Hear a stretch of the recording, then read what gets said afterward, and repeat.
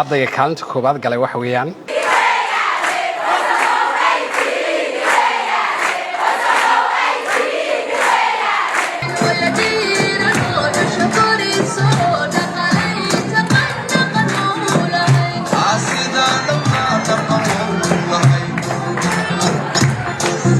marka kooxda ku guuleysatay ciyaaraha iyo dhaantada iyo sayliciga waxa weeyaan iyo hirwada kulliyadda jaamacadda Camud ee magaalada Boorama maanta waxaa ka bilaabmay toddobaadka dhaqanka kaasoo madal ay ku tartamayaan ardayda wax ka barata kulliyadaha kala duwan ee jaamacadda Camud ay ka kooban tahay isla markaasna ay ku soo bandhigayaan hibadooda iyo hal-abuurkooda maalinta koobaad ee tartankan oo qorshe u ahaa in lagu tartamo gabayada iyo sidoo kale ciyaaraha hidaha iyo dhaqanka sayliciga ayaa ardayda kala duwan ee wax ka barata jaamacadda Camud waxay halkaas ku soo bandhigeen hibadooda iyo hal-abuurkooda la xiriira dhaqanka suuban ee Soomaalida tartamayaasha maalinta koobaad ee munaasabadda toddobaadka dhaqanka ee jaamacadda Camud ayaa markii tartanka maanta soo gabagabooday wajigiisa koobaad waxa halkaas ka hadlay isla markaasna faahfaahin ka bixiyay si ardaydaas oo kala heleen kaalmaha lagu tartamayay guddiga ay gacanta ku haya tartankani marka maanta oo bisha ay tahay maalinta hadda 3 bisha sanaad 2026 oo u dhiganta 16 dulqaacda 1447 hijriyada waxaan anagoo kala ah guddigaasi loo qoondeeyay inay garsoorka ay kala saaraan xagga waxa la wixii dadka tixda ku tartamaya farsamahan tix baad ku soo bandhigaysaa tix iyo maanso badaha maansada la yiraahdo hadaad gabay hayso hadaad geeraar hayso hadaad guurow hayso hadaad jiifto hayso hadaad braambul la sameeyo hadii maqalay warlay la sameeyo hadii halaanha la sameeyo badaha maansada xagan kale marka la eegayna marka fanku Cabdisiinmo balwada laga bilaabo qaraamiguna heelo iyo hees saddexda marxaladood bay kala noqdaan marka maanta guddigan sharafta leh oo gudoomiyaha aanu ahaa waxaanu garsoor ka gaaraynay dadka soo bandhigayay oo kulliyadaha kala duwan ee jaamacadda ka soo socday ee maansada iyo tixda ku tartamayay marka waxyaa iyo dadka soo bandhigayay ciyaaraha hidaha iyo dhaqanka waxa anaga naga daacada inaanan dadka iyo kulliyad midna dhinaca saarayn dadkii qofkii wuxuu keenay ayaan halka ku kala saaraynay intayadaasi ayaa waxaan lahayn qodobo lagu kala saaro ayaa la xiganayay waa qodobka u horeeyay oo aan ku heshiinay inaan dadka ku kala saaro wuxuu ahaa mawduuca inuu sheego mawduuc u bixiyo tixdiisa inay markaa leedahay xaraf raac inay leedahay oo xaraf raac waxay gabay leeyahay inay miisaan leedahay ayaan eegaynay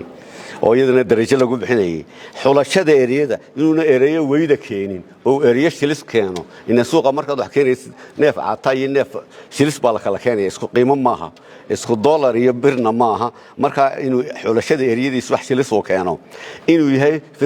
fikrad original oo uu qof kale ka keenin oo isagu leeyahay yaan eegaynay adeegsiga afmaadahayaasha waxa loo yaqaano sida shareeraha kaynta silansugan iyo qaar kale waxaan eegaynay sida qofkani u diyaarsan yahay oo u gudbinayo hadduu riwaayad dhigayo hadduu ciyaar dhigayo sida dadku u soo diyaar garoobeen ee iskula jaan qaadayaan ayaan eegaynay sida gabiga u tabinayna waan eegaynay maansa kasta soo bandhigayo marka waxaan ugu dambayntana fariintiisu gabagabo ma leedahay haddaba markaa waxaan qiimeynay dhammaan dadkii tixda ku tartamayay yaan halkan ku soo saaray waxaan kaloo soo saaray labadii kooxood ee ka kala socday kulliyadaha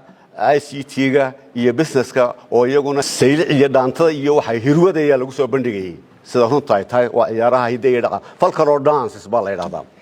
guddiga wuxuu ahaa Daahir Maxamuud Xadi Cabdicasiis Xuseen Raage Mustafa Saciid iyo Xamdo Mawliid oo dhinacayga joogta afarteedaasi markaa aan qiimeynay waxaan ku horeysiinaynaa gabayga ardaydii ka qayb gashay waxay ahaayeen 9 arday 9 arday baa ka qayb galay gabayga iyo maasooyinka kala duwan 9 arday waxay ka kala socdeen 5 kulliyadood 2 arday waxay ka socdeen kulliyadda educationka ama waxbarashada 2 arday waxay ka socdeen kulliyadda ICT-da 2 ardayna waxay ka socdeen kulliyadda businesska iyo economicska 2 ardayna waxay ka socdeen shareeca aan low 1 ardayna wuxuu ka socday engineering sagaalka arday ayaa ku tartamayay gabayada waxa lagu qiimeynayay iyo kriteeriyadana macallin daahir baa inooga warramay waxaan marka ka bilaabayaa siday u kala hooseeyaan ardayga ugu hooseeya aan ka bilaabaya number 9 ardaygaas waxa la yiraahdaa Ahmed Ibrahim Nuur wuxuu ka tirsan yahay kulliyadda businesska wuxuu keenay 28.25 ayuu ka keenay kontonkii ardayga sideedaad waxa weeyaan Guuleed Maxamed Saciid wuxuu ka socday shareecada wuxuu keenay 28.75 boqolkiiba kontonkiiba wuxuu ka keenay 28.75 ardayga toddobaad waxa weeyaan Idris Ahmed Daahir wuxuu ka socday kulliyadda ICT-da kontonkiiba wuxuu ka keenay 29.25 ardayga lixaad waxa weeyaan Khadar Idris Ahmed wuxuu ka socday engineering-ka ardaygaas wuxuu keenay 32.75 ardayga shanaad waxa weeyaan Imtisaam Maxamed Xuseen waxay ka socotay shareecada waxay keentay kontonkiiba 33 ardayga afraad waxa weeyaan ama ardayda afraad Nafiza Mawlid Nuuriye waxay ka socotay businesska waxay keentay 35.25 ardayga saddexaad waxa weeyaan Khalid Maxamed Cilmi wuxuu ka socday kulliyadda education-ka wuxuu keenay 37.75 ardayda labaad waxa weeyaan Mihiima Mustafa Maxamuud waxay ka socotaa kulliyadda ICT-da waxay keentay 43.75 ardayga kaalinta koobaad galay waxa weeyaan Maxamed Cabdi Aw Xasan wuxuu ka socdaa kulliyadda education-ka wuxuu keenay kontonkiiba 44